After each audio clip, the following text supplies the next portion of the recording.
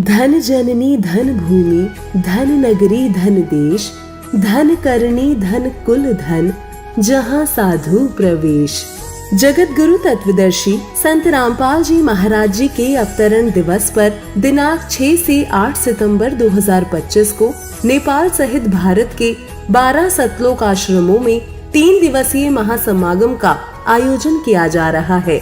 इस पवित्र अवसर पर 3 दिवसीय अखंड पाठ, विशाल भंडारा, विशाल सत्संग समारोह जैसे कई भव्य कार्यक्रम होंगे। साथ ही नेत्र जांच शिविर और दंत चिकित्सा शिविर का भी आयोजन किया जा रहा है, जिसमें निशुल्क नेत्र जांच और दांतों का इलाज किया जाएगा, जिसमें आप सभी नगर व ग्राम वासियों को इस विशाल अद्वितीय भंडारे में सादर आमंत्रित किया जाता है। कृपया आप इस विशाल भंडारे व सत्संग में परिवार सहित पधार कर इस आयोजन की शोभा बढ़ाएं। इस दौरान आपकी सेवा में उपस्थित रहेंगे सर्व संगत सद्गुरु रामपाल जी महाराज। इस कार्यक्रम का सीधा प्रसारण सतलोक आश्रम श्री धनाना धाम, तहसील गोहाना, जिला सोनीपत, हरियाणा से 8 सितंबर 2025 को सुबह 9:15 बजे से साधना टीवी चैनल और संत रामपाल जी महाराज यूट्यूब चैनल और स्पिरिचुअल लीडर संत रामपाल जी महाराज फेसबुक पेज पर भी देख सकते हैं। संत रामपाल जी महाराज एक ऐसे महान संत जिन्होंने अपनी सतभक्ति, तत्व ज्ञान, करुणा और सेवा के बल पर समाज में नई मिसाल कायम की है। संत रामपाल जी महाराज की अगुवाई में उनके सभी सतलोक आश्रमों से समाज कल्याण के अद्भुत कार्यों ने समाज को सुनहरे भविष्य की एक नई उम्मीद दिखाई है। संत रामपाल जी महाराज से नाम दीक्षा लेने के बाद लाखों लोगों की लाइलाज बीमारियां जैसे कैंसर, एड्स आदि ठीक हुई। संत जी के ज्ञान से प्रेरित होकर उनके अनुयायियों ने लाखों यूनिट रक्तदान किया। संत जी ने लाखों बहन बेटियों का दहेज मुक्त विवाह करवाया।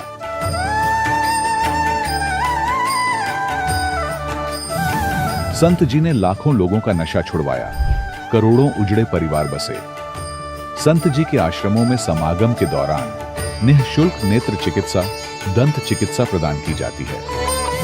संत रामपाल जी महाराज द्वारा समय समय पर पर्यावरण संरक्षण के उद्देश्य से बड़े स्तर पर वृक्षारोपण किया जाता है। संत जी ने जरूरतमंदों को तत्काल राहत पहुंचाने के लिए एम्बुलेंस सेवा शुरू की। संत जी अपने अनुयायियों को देहदान के लिए प्रेरित करते हैं, जिससे मानवता की सेवा और चिकित्सा क्षेत्र में सुधार हो सके। संत रामपाल जी महाराज के सभी आश्रमों में हर रोज निशुल्क भंडारा आयोजित किया जाता है, जहां हर वर्ग, हर जाति और हर धर्म के लोग एक साथ बैठकर भोजन करते हैं।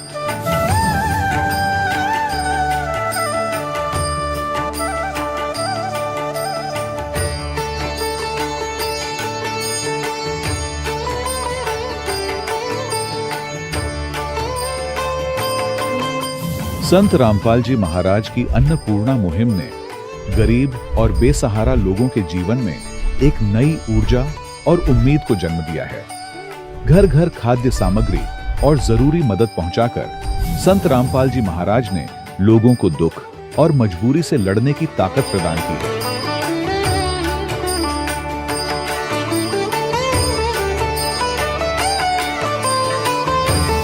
संत रामपाल जी महाराज द्वारा गरीब लोगों के लिए घर बनवाने का अद्भुत कार्य एक ऐसी मिसाल कायम कर रहा है जो सदियों सदियों संत जी की उदारता और दया भावना के तौर पर जाना जाएगा।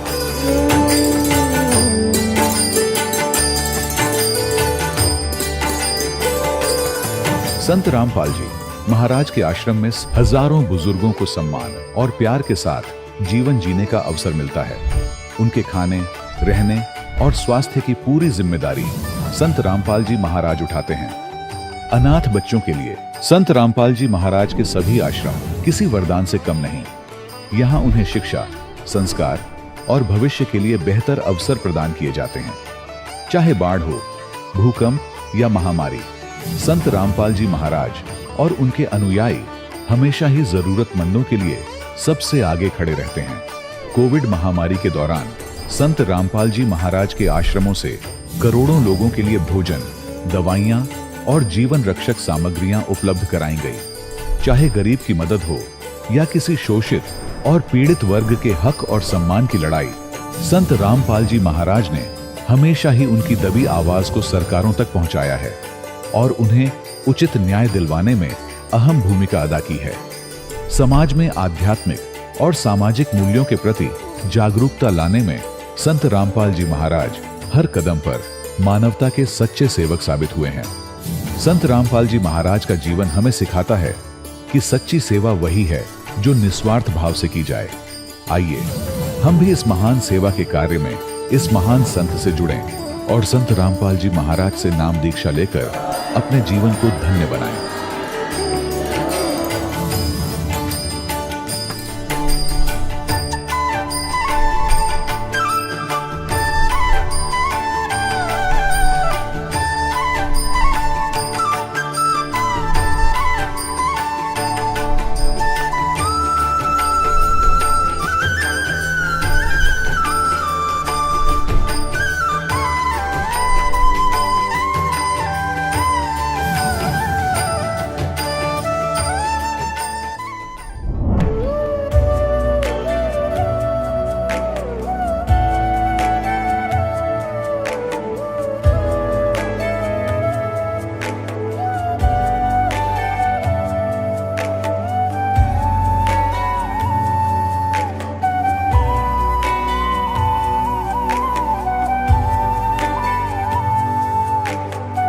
प्रभु राम देव भगवान अल्लाह खुदा ईश आदि नाम एक ही शक्ति के हैं।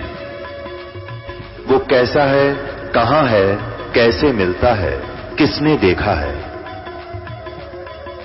ये प्रश्नवाचक चिन्ह पूर्ण रूप से हटाने के लिए अवश्य सुनिए जगत गुरु तत्वदर्शी संत रामपाल जी महाराज के अमृत वचन, सर्व पवित्र धर्मों के पवित्र शास्त्रों के आधार पर। सत साहिब दर्शकों, दुख, दर्द, कष्ट, पीड़ा आज सतभक्ति न कर रहे हर मनुष्य के जीवन का अभिन्न हिस्सा बन गए हैं।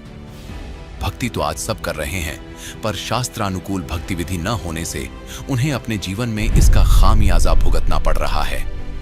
आज हम आपको ले चलते हैं दिल्ली की रहने वाली कमला देवी जी के भक्ति सफर से रूबरू करवाने। बचपन से ही समाज में चली आ रही विभिन्न प्रकार की भक्ति साधनाएं की। 18 वर्ष तक परम सत्यार्थी जी को गुरु बनाया।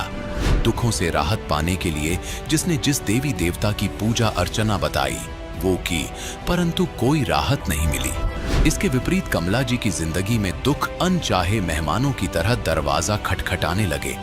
इनके 17 ऑपरेशन हो चुके थे, तरह तरह की बीमारियों से ग्रस्त थीं। साथ ही दुखों के कारण 2014 में इनके पति भी मृत्यु को प्राप्त हो गए।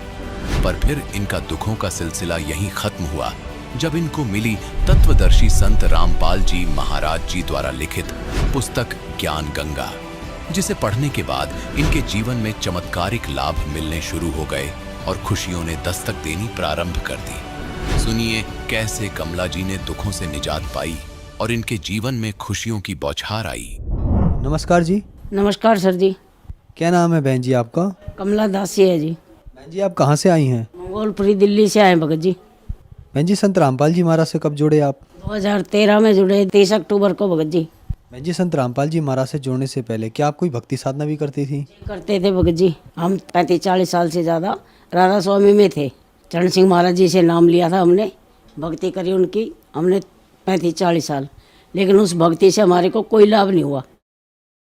आज वहाँ से हम पछता के और फिर संत रामपाल महाराज जी के आश्रम में आए। हमारे को किसी भगत ने बताया, मिले हमारे को कोई भगत जी, उनका नाम है चड्डा साहब, हुकुम सिंह चड्डा। उन्होंने हमारे को बताया कि बेटे ये सच्चा ज्ञान है परमात्मा का, संत रामपाल महाराज जी का, आप यहाँ आओ। जी भगत जी, हमने उनकी भी सच नहीं मानी। फिर हमने खुद देखा टीवी में, तो हम कहते थे राधा स्वामी की बुराई कर रहे हैं, हम ये सोचते थे वैसे ही बोल रहे हैं। फिर हमने इनका ज्ञान समझा, पुस्तक पढ़ी, सारी पुस्तकें मिलाई, तो भगत जी आज हमारे को पता लगा कि संत रामपाल महाराज जी का ज्ञान पूर्ण परमात्मा का ज्ञान है, ये सच्ची भक्ति है। बहन जी हमने सुना है कि जो भी श्रद्धालु संत रामपाल जी महाराज से नाम दीक्षा लेते हैं उनको बहुत सारे लाभ प्राप्त होते हैं। आपने भी संत रामपाल जी महाराज से नाम दीक्षा ली, तो क्या आपको भी कुछ लाभ प्राप्त हुए? सर जी बहुत लाभ हुए हैं। मेरे घर वाले को 2014 में 10 अक्टूबर को पैरालाइज का अटैक पड़ गया था, बिल्कुल ख़त्म हो गए थे।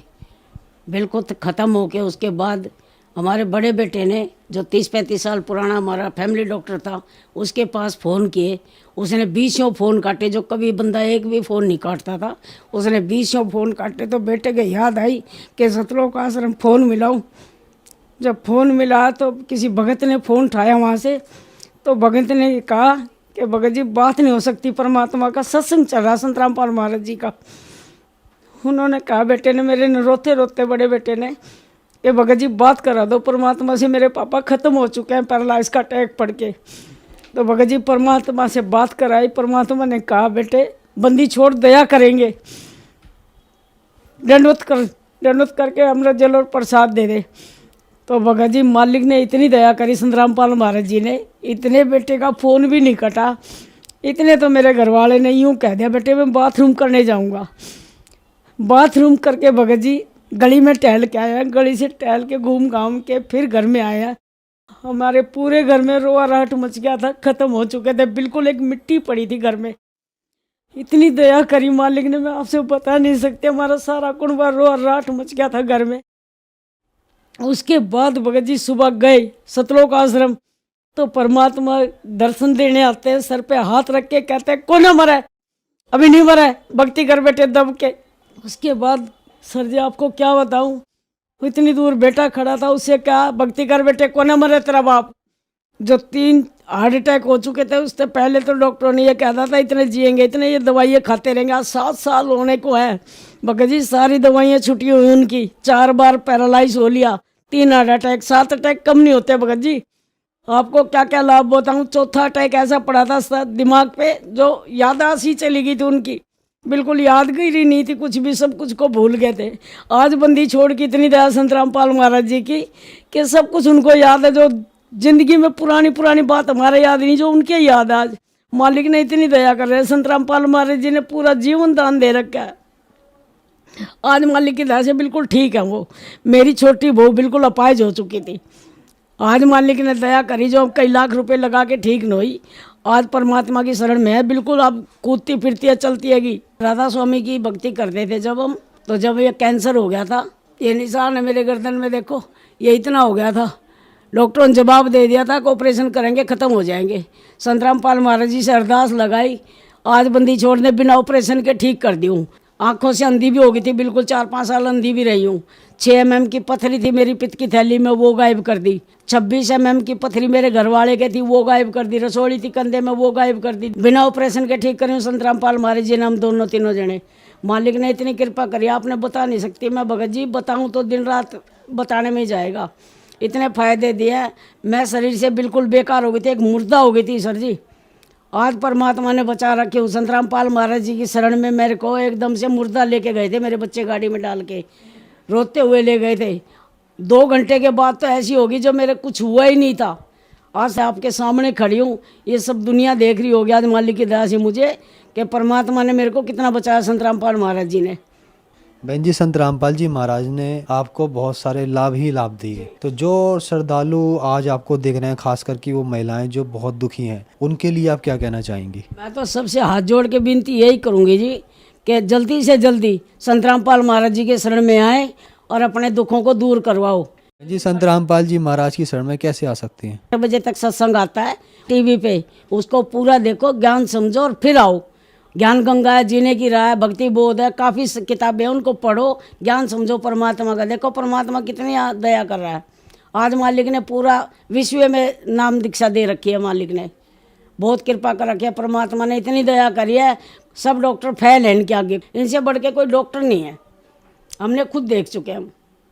धन्यवाद बहन जी। सच साहेब भगत जी। दर्शकों, अभी आपने सुने संत रामपाल जी महाराज से दीक्षा प्राप्त करके सुखी हुए भक्त के अनुभव। अब देखिए जगत गुरु तत्वदर्शी संत रामपाल जी महाराज के मंगल प्रवचन। परम पिता परमात्मा पूर्ण ब्रह्म सारी सृष्टि का रचनहार कबीर परमेश्वर कबीर देव जी की असीम रजा से आप सभी पुण्यात्माएं परमात्मा की महिमा सुनने के लिए उपस्थित हुए। जिस प्राणी के, जिस जीव के पूर्व जन्म के शुभ संस्कार उदय होते हैं उनको मानव शरीर प्राप्त होता है। और मानव शरीर प्राप्त करके जो प्राणी सत्संग उपलब्ध करते हैं, जिनको सत्संग प्राप्त होता है, वो और भी ज्यादा शुभ संस्कारी हंस होते हैं। परमात्मा कबीर परमेश्वर जी हमें याद दिलाते हैं, मानुष जन्म पाय कर जो नहीं रटे हरि नामे, जैसे कुआ जल बिना बनवाया क्या काम।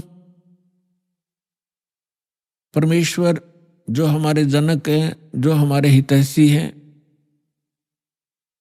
और जो हमें यथार्थ तत्व ज्ञान और यथार्थ भक्ति विधि बताने के लिए स्वयं ही यहाँ इस काल के लोक में प्रवेश होते हैं।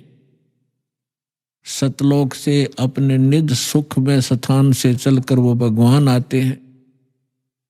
वही आकर के हमें ज्ञान कराते हैं कि आप जिस लोक में रह रहे हो ये लोक काल का है और काल के अर्थ से आप परिचित हैं। श्रीमद् भगवत गीता अध्याय नंबर 11 के श्लोक नंबर 32 में गीता ज्ञानदाता श्री कृष्ण जी में प्रवेश करके ये काल बोल रहा है। ये कह रहा कि अर्जुन मैं काल हूं और सभी लोकों का नाश करने के लिए अब प्रवृत्त हुआ हूं। अब श्री कृष्ण जी तो पहले ही अर्जुन के साथ थे, तो श्री कृष्ण ये नहीं कह सकते कि मैं काल हूं और अभी सबको खाने के लिए अब प्रवृत्त हुआ हूं, अब मैं प्रगट हुआ हूं। ये काल कौन है इसके विषय में रह रहकर सत्संग के माध्यम से बताया गया है और बताते रहेंगे। आज थोड़ा सा विषय दूसरा रहेगा। तो श्री कृष्ण जी के अंदर प्रवेश करके ये काल बोल रहा है। ये खुद कह रहा है कि मैं काल हूं और सबका नाश करने के लिए प्रकट हुआ हूं। तो इससे सहज समझ में आ सकता है, विचार किया जा सकता है कि जिसको हम भगवान मान रहे थे वो तो काल है। जिससे हम सुख की आशा करते थे उसके पास सुख नाम की वस्तु नहीं है। जैसे कोई अंगारों से, अग्नि से और शीतलता खोजने की चेष्टा करता है तो उसको ज्ञान नहीं है। किसी ने भ्रमित कर रखा, उसको हाथ जला रहा है रह रहकर। ठीक इसी प्रकार अब तक जितने ऋषि, महर्षि, साधु, संत हुए हैं जो परमात्मा से परिचित नहीं हो पाए, जिनको भगवान मिले नहीं, उन्होंने इस काल को ही परमात्मा जानकर इससे सुख प्राप्ति के लिए हजारों वर्षों तक अपने शरीरों को गला दिया सुख की प्राप्ति में। अब प्रश्न यही उठता है कि जहां अंगारे बरस रहे हों और वहां पर शीतलता की आशा जो करता है तो वो अज्ञानी व्यक्ति होता है। तो अभी तक हम अज्ञानी थे इस काल के लोक में और हम सुख खोज रहे थे। तो परमेश्वर ने आके बताया कि जिसको आप सुख मानते हो, किसको सुख मानते हो? जो निर्धन है वो सोचता है कि धनवान सुखी। धनवान ये सोचता है कि राजा सुखी। धनी सोचता है कि मेरे सामने भी बहुत सी प्रॉब्लम आती हैं, समस्याएं आती रहती हैं। कहीं चोरी का डर है, कभी कोई टैक्स देना पड़ता है, कभी कुछ करना होता है, तो वो सोचता है कि राजा सुखी। परमात्मा कहते हैं राजा को स्वप्न में भी सुख नहीं होता। राजा लोग अंत में वो सोचते हैं कि स्वर्ग के देवता सुखी होंगे। स्वर्ग के देवता सोचते हैं कि इस इंद्र को सुख घना है, क्योंकि वो देवताओं का राजा है। अब इंद्र की हिस्ट्री कहानी आप पढ़ोगे पुराणों के अंदर, इंद्र जैसा दुखी प्राणी नहीं। इंद्र सोचता है कि ब्रह्मा विष्णु महेश सुखी होंगे, मुझे सुख नहीं, क्योंकि उसको पता होता है जितना निर्धारित समय उसका होता है उसको पूर्ण करने के उपरांत वो फिर 84 लाख योनियों में सबसे पहले गधे की योनि से प्रारंभ करता है अपने 84 लाख प्रकार के प्राणियों के शरीरों में कष्ट उठाने होते। तो उसको रह रह कर वो बात याद रहती है कि इसके बाद मेरी ये हालत होगी, लेकिन उस झूठे सुख को वो छोड़ नहीं पाता, और छोड़ भी दे तो उसके पास विकल्प नहीं कि करूं क्या। ब्रह्मा विष्णु महेश सोचते हैं कि हम सुखी नहीं, क्योंकि उनका इतिहास देखिएगा, पुराणों को कभी पढ़ा हो, नहीं तो रिमाइंड करना कभी कभी। अब थोड़ा सा उदाहरण देंगे आपको। जैसे भगवान शंकर जी को हम भगवान माना करते थे, कंप्लीट गॉड मानते थे, मृत्युंजय कालज्जय सर्वेश्वर महेश्वर कहा करते थे। इसको हम कहें कुछ भी, लेकिन ये परमात्मा नहीं है, कंप्लीट गॉड नहीं है। विष्णु जी भी सुखी नहीं है। विष्णु अवतार श्री रामचंद्र रूप में राजा दशरथ के घर जन्म लिया, ये सभी हमारे धर्म गुरु भी बताते रहे हैं और इनके लीला, इनकी जीवनी भी बताती है। श्री रामचंद्र उर्फ विष्णु जी कितने सुखी थे आपको खूब पता है।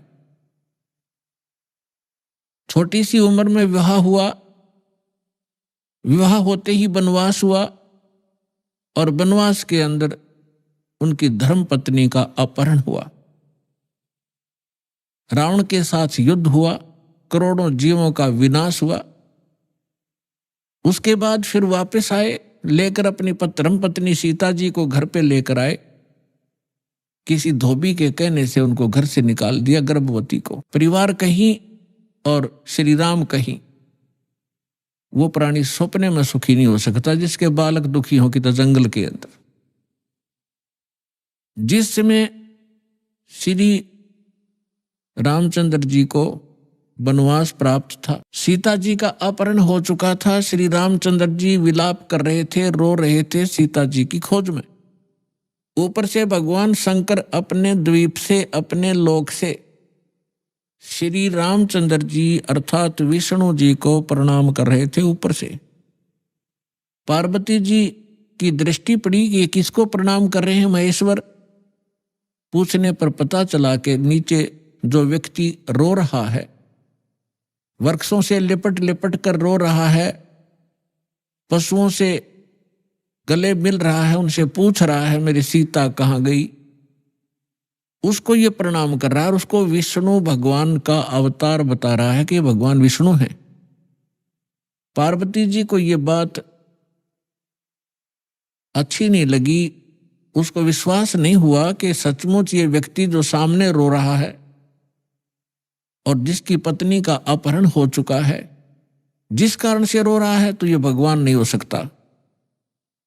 पार्वती जी ने कहा कि जो व्यक्ति रो रहा है आप उसको भगवान बता रहे हो, मुझे विश्वास नहीं। मैं तो इसकी परीक्षा लूंगी और सीता रूप बनाऊंगी इसकी पत्नी का, और यदि ये मुझे पहचान लेंगे तो मैं मान लूंगी कि ये भगवान है। भगवान शंकर ने कहा कि आप सीता रूप मत बनाना, यदि आप सीता जी का रूप बना लोगी तो मेरे काम नहीं रहोगी, मेरी मां के तुल्य हो जाओगी। मैं आपको एज ए वाइफ स्वीकार नहीं करूंगा। फिर उस समय तो पार्वती जी ने कह दिया कि ठीक है, मैं नहीं परीक्षा लूंगी। भगवान शंकर चले गए इधर उधर सैर सपट्टे को। पीछे से पार्वती जी ने सीता रूप बनाया श्री रामचंद्र जी के सामने खड़े हो गए। उसमें श्री रामचंद्र जी की दिव्य दृष्टि यानी बुद्धि इस काल भगवान ने खोल दी। अपनी तो पत्नी का पता नहीं उसको कि कौन उठा ले गया, और सामने खड़ी पार्वती को पहचान लिया, जिसने बिल्कुल as it is Sita ji का रूप बना रखा था। क्या कहा कि हे दक्ष पुत्री माया, आप भगवान शंकर को कहां छोड़ाए। इस बात को सुनकर पार्वती जी लज्जित हुई और कहा कि भगवान शंकर आपको ठीक ही प्रणाम कर रहे थे, मैं आपकी परीक्षार्थ सीता रूप बनाकर आई थी। ये कहकर वो चली गई। अब इस कथा से आपको बहुत से परिणाम निकलेंगे, रिजल्ट निकलेंगे, निष्कर्ष निकलेंगे। एक तो कंसेप्ट यही क्लियर करेंगे कि आपके मन में ये शंका उत्पन्न होगी कि श्री रामचंद्र जी ने पार्वती जी को तो पहचान लिया और अपनी पत्नी के विषय में उसको ज्ञान नहीं। ये कारण क्या है? जिसमें आपको ये कारण समझ में आवेगा तो आप समझो अध्यात्म मार्ग पर चल पड़े। इसका कारण है, जैसे गीता अध्याय नंबर 7 के श्लोक नंबर 4, 5 और 6 में ये गीता ज्ञानदाता कहता है कि अर्जुन, यहां जितने भी मेरे लोक में जितने भी प्राणी हैं, इनमें बलवानों का बल, बुद्धिमानों की बुद्धि मैं ही हूं, यानी मेरे ही कंट्रोल में है। जब चाहे इनको ओपन कर दूं, जब चाहे इनको ऑफ कर दूं, जब चाहे मैं इनको ऑन कर देता हूं। उदाहरण के लिए, एक समय आपने महाभारत खूब सुना होगा, महाभारत का युद्ध भी सुना है खूब। महाभारत के युद्ध के दौरान अर्जुन ने अपने धनुष के माध्यम से इतना नरसंहार किया था और सूरवीर कहलाए थे। एक तीर से 100 व्यक्तियों को मार डालते थे। वही गांडीव धनुष सुप्रसिद्ध था उसका। जिस समय श्री कृष्ण अर्थात विष्णु जी श्री कृष्ण रूप में देवकी के गर्भ में जन्मे थे, उसके बाद उन्होंने श्री कृष्ण रूप में लीला की थी, जीवन व्यतीत किया था। अंत समय में उनकी मृत्यु एक शिकारी के विषाक्त तीर से हुई थी और पांडवों को उसने वहां बुलाया था। अंत समय में पांडवों से श्री कृष्ण जी ने कहा था कि आप इन सभी औरतों को जितनी द्वारका के अंदर है सबको अपने साथ ले जाओ।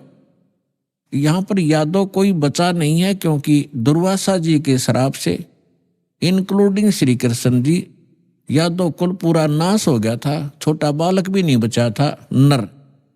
नर यादव जो गर्भवती औरतें थी उनके गर्भ में थे। उसके बाद ये वंश पुनः चला है। तो और कहा था कि आप इनको वहां ले जाओ अपने राज्य में। यहाँ पुरुष रहा नहीं, यहाँ के और लोग इनकी बेइज्जती करेंगे, सताएंगे, आप इनको ले जाना। तो श्री कृष्ण जी के आदेशानुसार अर्जुन सभी गोपियों को, द्वारका की स्त्रियों को साथ लेकर आ रहा था। रास्ते में भीलों ने, जंगली लोगों ने उनको घेर लिया।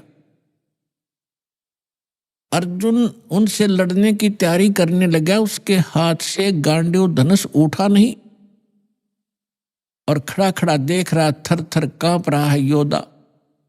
भीलों ने उसको पीटा, औरतों के गहने तोड़ दिए, कुछ औरतों को घसीट ले गए। अर्जुन खड़ा खड़ा कांपता रहा।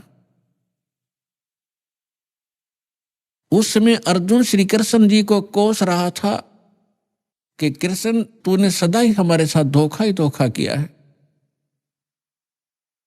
जब मुझसे नरसंहार कराना था, युद्ध करवाना था महाभारत का, उस समय मेरे अंदर शक्ति भर दी।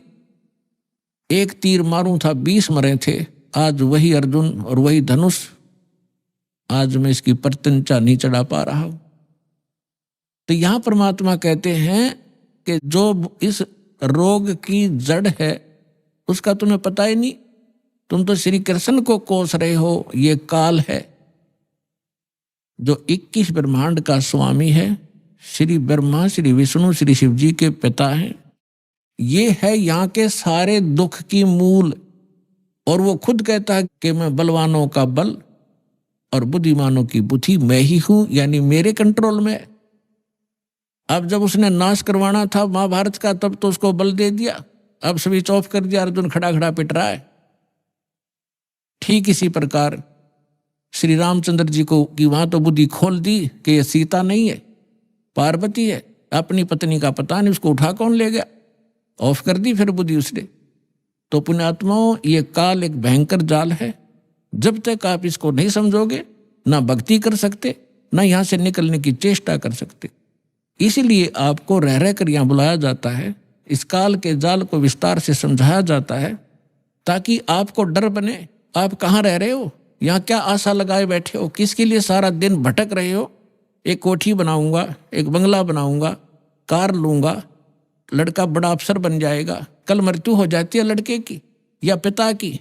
आप देख रहे कितने दुर्घटनाएं होती हैं। पीछे केदारनाथ के अंदर हजारों की संख्या में सहपरिवार मारे गए ऐसे लोक में, और आप सुख खोज रहे हो। परमात्मा आके हमें बताया करते थे, परमेश्वर ने आके हमें बताया कि इसका एक विकल्प है। वो स्थान न्यारा है, वो भगवान न्यारा है जो कभी दुख नहीं देता। आप अंगारों में और शीतलता खोज रहे हो, आप काल के लोक में सुख खोज रहे हो। अब प्रसंग पर आते हैं कि ब्रह्मा विष्णु महेश भी सुखी नहीं। अब उधर से जब भगवान शंकर को पता लगा कि काल के हाथ में बुद्धि, उसने बुद्धि ऑन कर दी शंकर भगवान की, दिव्य दृष्टि से देखा और अपनी पत्नी से पूछा कि तू क्या सीता रूप बनाकर गई थी तू? तो उसने मना कर दिया कि नहीं, मैं नहीं गई भगवान, मैं नहीं गई। कि झूठ बोलती है तू झूठ बोलती है। इस बात से वह झिझक गई और चुप हो जाना है उसका स्वीकृति मानी गई कि सचमुच इसने गलती की है। तो भगवान शंकर ने पार्वती जी से अपनी पत्नी के रूप में उससे व्यवहार करना बंद कर दिया, बातें करना भी बंद कर दी, एक तरफ मौन साध कर बैठा रहते थे, बहुत ही कम बोलने लगे और कहने लगा कि मैंने आपको एक वफादार माना था, आपके ऊपर मैं वो विश्वास करता था कि मेरी धर्मपत्नी कभी मेरे को डिसीव नहीं करेगी, धोखा नहीं दे सकती। और जब आप मुझे धोखा दे सकते हो तो फिर बाकी संसार से मुझे क्या लिंक रहा, क्या विश्वास रहा। और साफ कह दिया कि तू मेरी मां का रूप धारण कर चुकी है, मेरी पत्नी रूप में नहीं स्वीकार्य हो सकती। जैसे श्री ब्रह्मा जी सबसे बड़े, विष्णु जी सेकंड नंबर के, शंकर भगवान तीसरे नंबर के, तो बड़े भाई की पत्नी मां के तुल्य मानी जाती है। तो उसने कहा भगवान शंकर ने कि आपने मेरे बड़े भाई की पत्नी विष्णु की पत्नी का रूप बना लिया सीता, इसलिए आप आज के बाद मेरी पत्नी नहीं मां के तुल्य हो। अब वो समझ गई कि इन्होंने जो फैसला ले लिया अटल होता है। 10 दिन, 20 दिन, महीना, 6 महीने, वर्ष इंतजार की, लेकिन रिजल्ट निल रहा। भगवान शंकर ने उनसे कोई बात नहीं की, हमेशा क्षुब्ध रहते थे। तो लड़की को क्या होता है, जब ससुराल के अंदर दुख होता है तो अपने पीहर को जाने की सोचती है, उसका तीसरा विकल्प नहीं होता। तो पार्वती ने सोचा कुछ दिन अपने घर चली जाती हूं, इनका दिमाग ठीक हो जाएगा। ये सोचकर पार्वती अपने पिता दक्ष के घर पे आ गई। और राजा दक्ष ने उस समय एक यज्ञ कर रखा था और एक नियम है ब्राह्मणों ने बना रखा था, ऋषियों ने, कि जब भी कोई यज्ञ करे तो अपनी सभी बेटियों को, संबंधियों को और उनके पतियों को, दामादों को आमंत्रित किया जाए और प्रतिदिन उनको आदर के साथ उनको प्रतिदिन दक्षिणा दी जाए जैसे ब्राह्मणों को देते हैं। तो ऐसा नियम था कि जितनी भी राजा दक्ष की अन्य बेटियां थी वो सभी आमंत्रित थी और उनके पति यानी दामाद भी आमंत्रित थे। उचित स्थान पर सबको बैठा रखा था। जितने समय तक यज्ञ का और सत्संग का प्रयोजन चलता था, 2-4 घंटे 10 घंटे, तो उस समय सभी अपने अपने आसन पर विराजमान रहते थे। और किसी भी कारण से कोई लड़की का पति नहीं आ सका तो उसका आसन लगाया जाता था, खाली छोड़ा जाता था और सबको जो भी दक्षिणा दी जाती थी उसका भी उसके ऊपर भाग प्रतिदिन रखा जाता था आसन पर। तो जो ही पार्वती जी अपने घर पे पहुंची, पता चला कि पिताजी ने यज्ञ कर रखा है और ये यज्ञ 2-3 दिन से चल रहा है। अब सारे यज्ञ मंडप में घूम के पिता के सामने पहुंची। पिताजी ने मुंह मोड़ लिया क्योंकि पार्वती जी ने राजा दक्ष के मर्जी के विरुद्ध भगवान शंकर से विवाह किया था, जिस कारण से पिता अक्षुब्ध था। जब पिताजी ने ठीक से बात नहीं की, ये भी नहीं कहा कि आगे बेटी, तो पार्वती वहां दुखी हुई, अपनी मां के पास घर पे पहुंची। बेटी मां को ही उलाने दिया करती है, मां के सामने अपना दुख रोया करती है। अपनी मां के सामने जाकर कहा कि मां, तुमने ऐसा भेदभाव हमारे साथ क्यों किया? आपने सभी अन्य मेरी बहनों के पति भी बुला रखे हैं, बहनों को भी आमंत्रित किया है, आपने हमें ना बुलाया ना आमंत्रित किया। और जिन बहनों के पति नहीं आए हैं उनका आसन लगा रखा है, उनका भाग सबको दिया जा रहा है। आपने न तो अपने दामाद का आसन लगवा रखा है, ना ही उनको आमंत्रित किया है, ना मुझे आमंत्रित किया। अब मां ने कहा कि बेटी, ना तो आप मेरी बात मानती, ना तेरा पिता मानता, तू जाने तेरा बाप जाने, उनसे बात कर। अपनी मर्जी से तूने विवाह किया, जिस कारण से वो दुखी है तेरे से। वो फिर अपने पिता के पास गई और दक्ष से कहा कि पिताजी, आपने न तो हमें आमंत्रित किया और न ही आपने अपने दामाद को बुलाया, ना उनका कोई भाग आसन आपने लगा रखा है, ना उनका हिस्सा निकाल रहे हो। तब दक्ष ने कहा कि तू आई किस लिए यहां पर? तेरे को किसने आमंत्रित किया था? अपनी मर्जी से विवाह किया था, रह उसके साथ, उस जंगली के साथ रहे। ऐसी बहुत सी बातें बकवास की। तो पार्वती ने देखा कि भगवान शिव अब मुझे स्वीकार करेगा नहीं, घर में मेरा सत्कार नहीं। तो उसी समय एक हवन कुंड बना रखा था, उसमें अच्छे गेर के 1 क्विंटल लकड़ और गेरे थे, चारों तरफ से डाल रहे थे वह ब्राह्मण ऋषि। घी पूरा बकड़ बड़ा था, पूरी लो लकड़े थी उसमें। तो पार्वती जी यानी दक्ष की बेटी उस हवन कुंड में छलांग लगाएगी, आत्मदाह कर लिया। यज्ञ खंड हुआ, जल्दी से उस लड़की को निकाला गया। तब तक उसका मांस जल चुका था, मर चुकी थी, अस्थि शेष रह गई थी, हार्ड शेष थी। लंबी कथा है, हम जिस उद्देश्य से ये कथा सुना रहे हैं उसी को लेंगे। भगवान शंकर को पता चला, अपने सभी अनुचरों को साथ लेकर वहां पहुंचे। उससे पहले उन्होंने भैरव को भेजा, उसने आकर के वहां, बहुत सी लंबी कहानी है। भगवान विष्णु भी विद्वान थे उस यज्ञ में, भगवान ब्रह्मा जी भी विद्वान थे।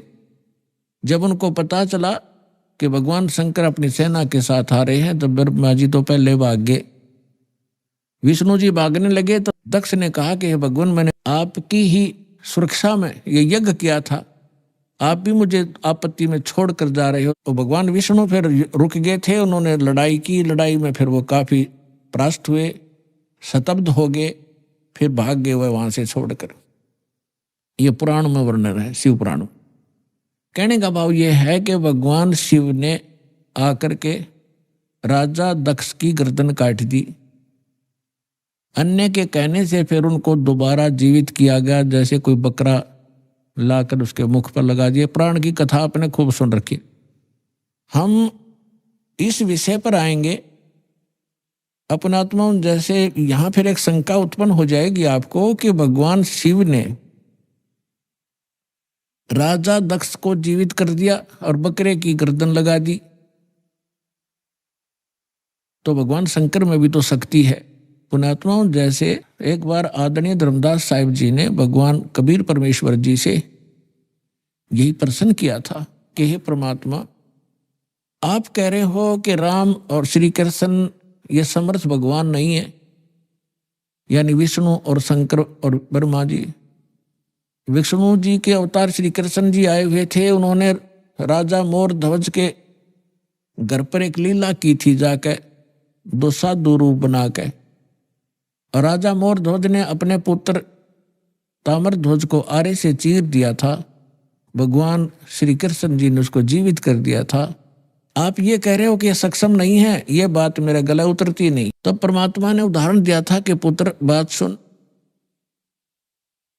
यहां तो मोर ध्वज के पुत्र ताम्र ध्वज को श्री कृष्ण जी ने जीवित कर दिया आरे से दो फाड़ कर होने के उपरांत, और उसका सगा भांजा सुभद्रा पुत्र अभिमन्यु महाभारत के युद्ध में मारा गया था। पांडवों का कुलनाश हो रहा था, हाहाकार मची थी। श्री कृष्ण रो रहा था, उसकी बहन रो रही थी, पांचों पांडव टक्कर मार रहे थे। उस समय अभिमन्यु को जीवित नहीं किया उसने। उस समय कहाँ गई थी उनकी वो सामर्थ्य? तब धर्मदास जी ने कहा था, भगवान इसका उत्तर भी आप ही दे सकते हो, हम तो बस इतने बच्चों जैसे प्रश्न है हमारे, बच्चों जैसी बुद्धि है हमारी। ये भी बात सही है आपकी कि वहां क्यों ना जीवित किया उसको। तो परमात्मा ने कहा कि ताम्र ध्वज लड़के की आयु शेष थी, और जिसकी आयु शेष है ये डॉक्टर एक टांग काट कर दूसरी जगह लगा देते हैं, यहाँ की खाल उतारी वहां जोड़ देते हैं, ये तो एक वैज्ञानिक कर देते हैं इस काम को।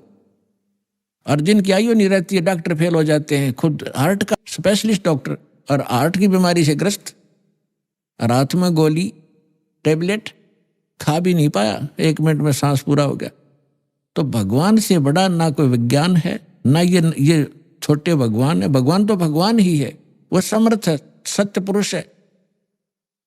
तब परमात्मा ने बताया कि ताम्र ध्वज की आयु शेष थी, अभिमन्यु की आयु इतनी ही थी, और ये भगवान इतना ही काम कर सकते हैं। आयु शेष थी तो उसकी राजा दक्ष को दूसरे गर्दन जोड़ दी, चल भाई, लेकिन ये सक्षम नहीं है।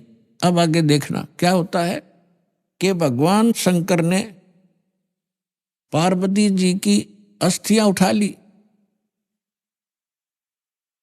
और 10,000 वर्ष तक उसको सीने से लगा के पार्वती पार्वती दक्ष माया दक्ष पुत्री करते करते पागलों की तरह भटकता रहा।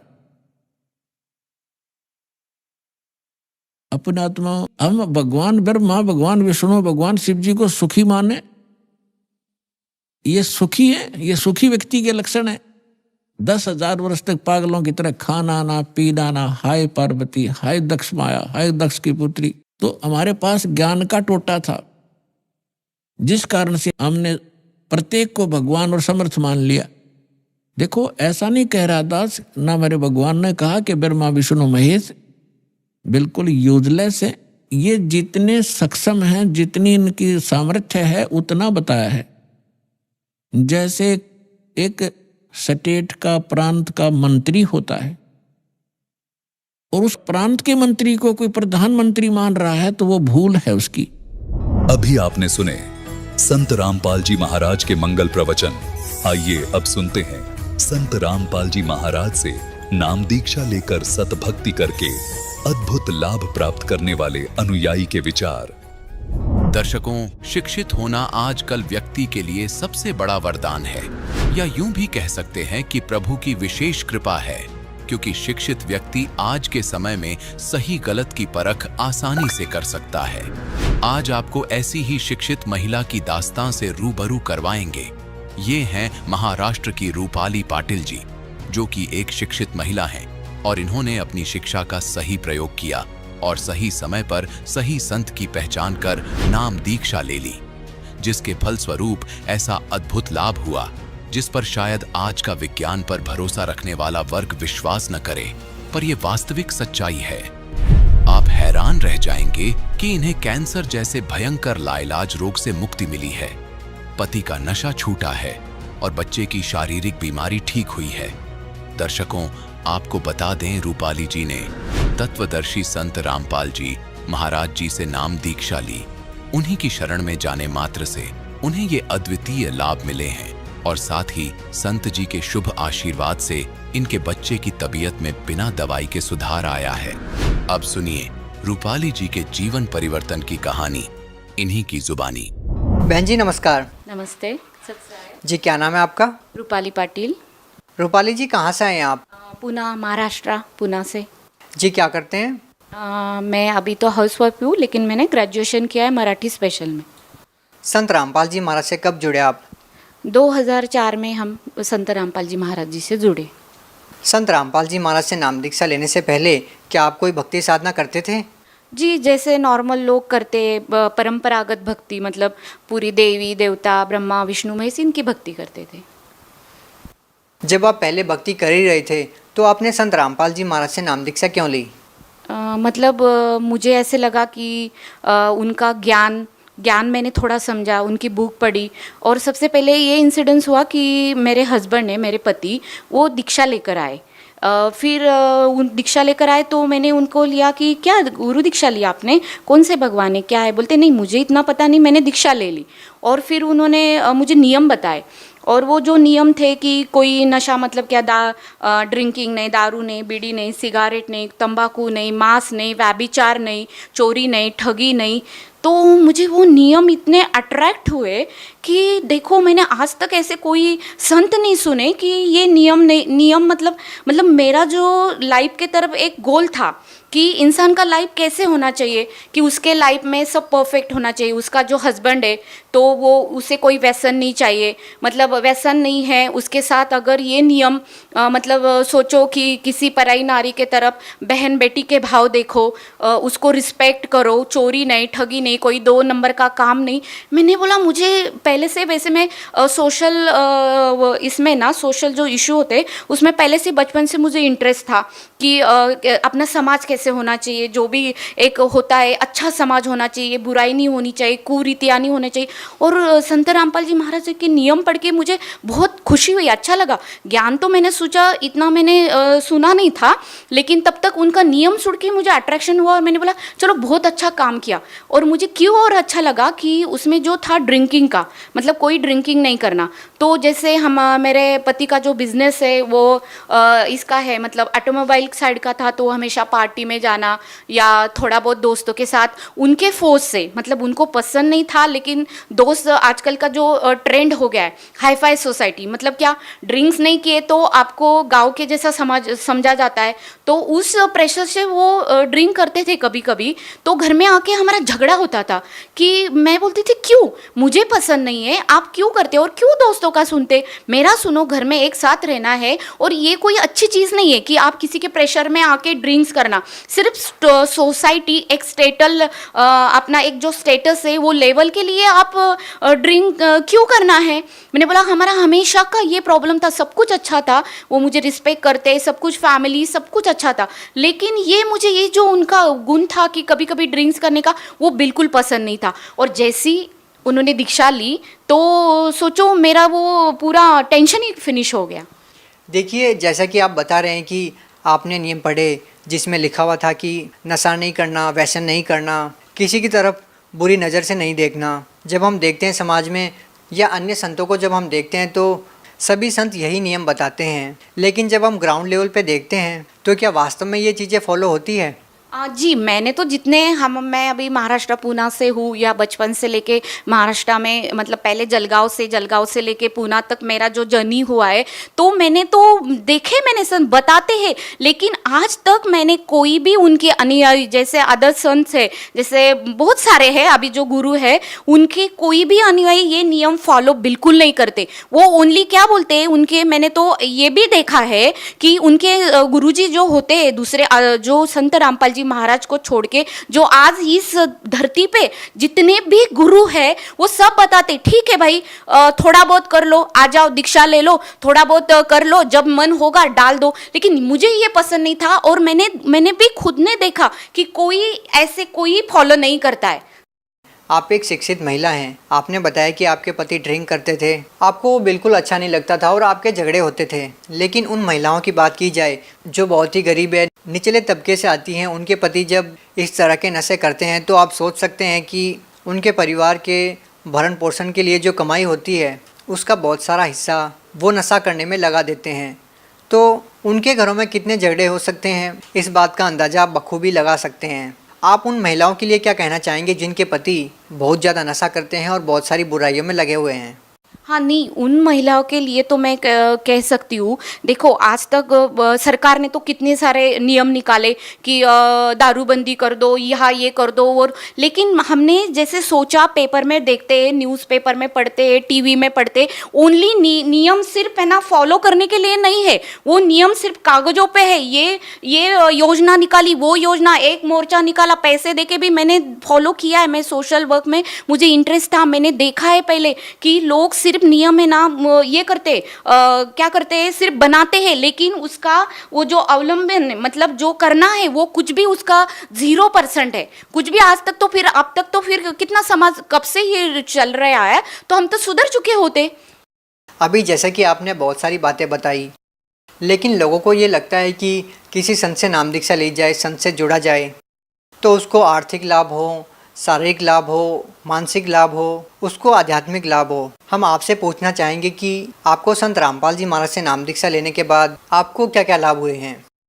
जी हमें तो इतने सारे लाभ हुए, अगर अभी हम गिनवाते बैठेंगे तो ये मेरा मतलब क्या बोलते हैं ना, ये दिन रात कम पड़ेगा। लेकिन जो स्पेशली थोड़े बहुत जो मुझे लाभ है, मैं थोड़ा ही आपको बताऊंगी। कि पहले सबसे पहले लाभ था तो मतलब मुझे खुद को ही डॉक्टर ने बोला कि आपको मतलब प्रॉब्लम है गले में, और जो मुझे एक ऐसे गांठ हुई थी बड़ी, तो मैंने जैसे ट्रीटमेंट स्पेशलिस्ट के पास गई, तो उन्होंने बोला कि आपको शायद, हमें लग रहा है कि ये आपको कैंसर का ही है, और आप सुशिक्षित हो, पढ़े लिखे हो, ज़्यादा देर मत करो, जो भी होगा मेडिकल प्रोसेस करो, और उसमें जो भी कोई आता है उस हिसाब से आपका ट्रीटमेंट करेंगे। फिर उन्होंने बताने के बाद जैसे ही हमने हमारे गुरुजी मतलब संत रामपाल जी महाराज, उनको प्रार्थना की, क्योंकि मैं तो नाम दीक्षा ले चुकी थी, मुझे दृढ़ विश्वास था जो भी करेंगे तो मेरे गुरुजी करेंगे। और मैंने ना आज तक सुना था गुरुजी ये लाभ देते, गुरुजी आर्थिक लाभ, शारीरिक लाभ,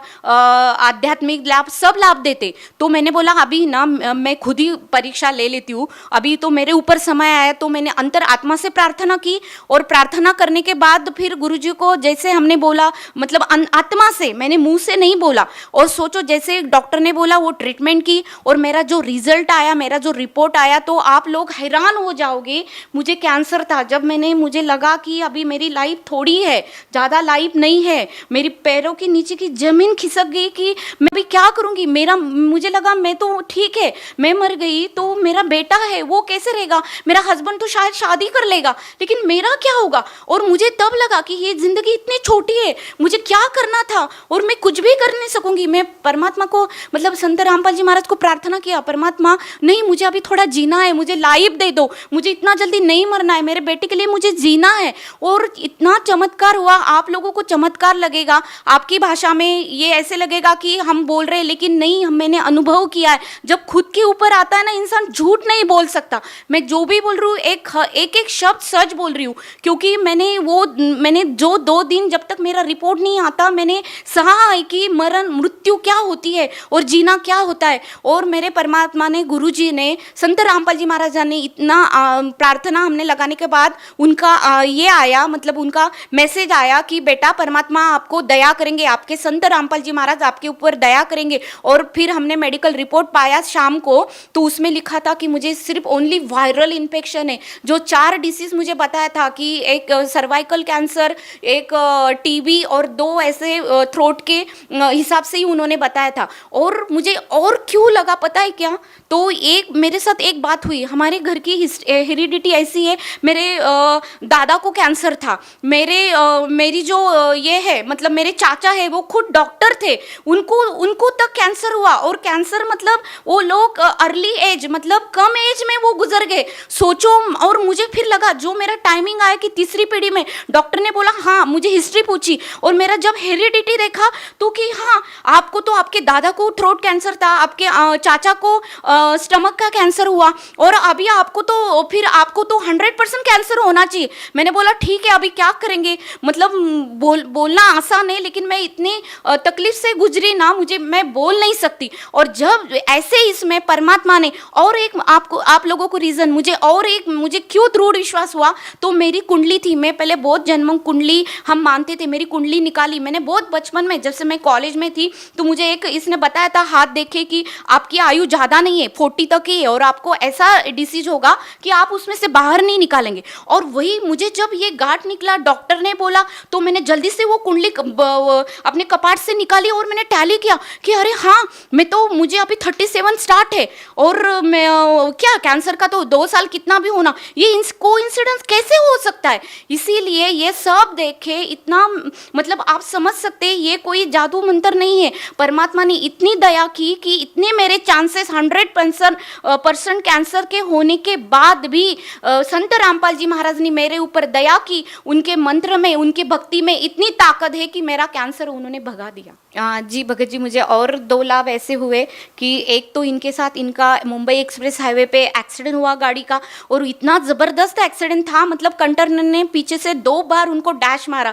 डैश मारने के बाद मतलब वो देखते हैं तो वो उन्होंने स्टीयरिंग पे सर रख दिया, और जैसे गुरुजी ने उनको नाम दीक्षा दी, वो मंत्र उन्होंने याद किया, फिर हम दोनों का फेस उनके सामने आया कि सोचो मेरा ये आखिरी वक्त है। और वो एक्सीडेंट से इंसान जब खुद पे गुजर जाती कि बस अभी मेरा सब फिनिश हो गया, तो उस हिसाब से उन्होंने मेरा चेहरा, मेरे बेटे का चेहरा उनके आंखों के सामने आया, और उन्होंने जो गुरुजी ने हमें मंत्र एक दिया, लास्ट में उन्होंने वो एक मंत्र जाप किया और स्टीयरिंग पे अपना सर रख दिया। और बाद में चमत्कार की देखते हैं कि वो बोलते मैं 5 मिनट के बाद मैं कार आराम से चला रहा हूँ, फिर आराम से चला के फिर वो रुके नहीं, जल्दी से घर आ गए।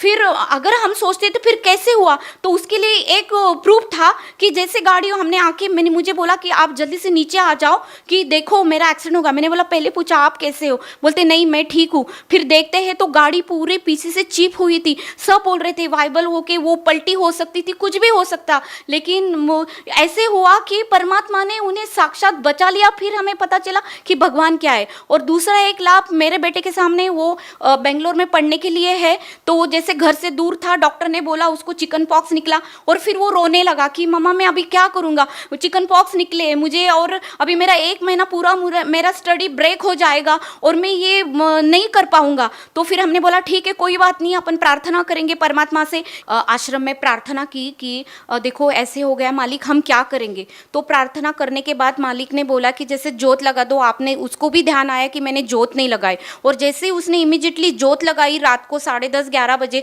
और सुबह देखते आप मतलब इतना चमत्कार की। हम भी इधर प्रार्थना की, उसने भी परमात्मा के आत्मा से प्रार्थना की, तो उसका चिकन पॉक्स पूरा गायब। तो हमने मेडिकली तो भी हमारा समाधान नहीं हुआ, तो हमने बोला प्लीज़ आप बेटा आप जाके डॉक्टर को एक बार कंफर्म कर लो कि सच में चिकन पॉक्स गायब हो गए। तो वो डॉक्टर के पास गया और डॉक्टर ने बोला कि जी हाँ, मैंने ही कल तुझे बोला था कि तुझे आया मैं मेडिसिन नहीं दूंगा, और आज मैं देख रहा हूँ तो सच में ये तो परमेश्वर ही हो सकता है ये लाभ देने वाले। हम आपसे एक और प्रश्न पूछना चाहेंगे। संत रामपाल जी महाराज जी, उनसे जो भी नाम दीक्षा लेता है उनको बहुत सारे लाभ होते हैं। आपको भी संत रामपाल जी महाराज ने बहुत सारे लाभ दिए हैं। जो लोग बहुत सारी भयंकर बीमारियों से पीड़ित हैं और जिन लोगों को आर्थिक या मानसिक लाभ नहीं हो रहे हैं, उन लोगों को आप क्या कहना चाहेंगी? मुझे ये अपने सब भाई बहनों को एक ही संदेश देना है।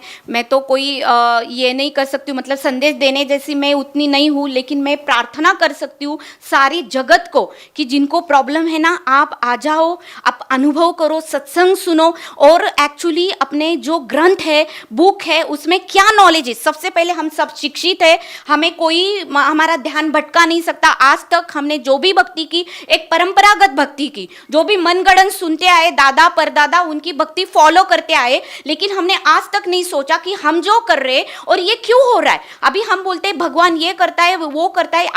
हम तो आज तक जो परंपरागत ब्रह्मा विष्णु महेश जी ये सब भक्ति करते आए, लेकिन मिला क्या? फिर क्यों नहीं मिला? क्यों दुखों के पहाड़ हमारे ऊपर गिर रहे? क्यों दुखी है? किसी को कैंसर है, किसी को ये बीमारी, किसी को वो बीमारी, सब परेशान। तो आप इसके लिए सबको मेरी प्रार्थना है कि आप आओ, संत रामपाल जी महाराज का ज्ञान सुनो, उनका सत्संग सुनो, और उनके सत्संग में आपके पूरे डाउट क्लियर हो गए, और डाउट क्लियर के बाद आप एक है। दुखी क्या नहीं करता, इसलिए दुखी लोगों को मेरी प्रार्थना है कि आ जाओ, संत रामपाल जी महाराज का नाम दीक्षा ले लो और खुद अनुभव करो। जी बहुत बहुत धन्यवाद। Thank you ji.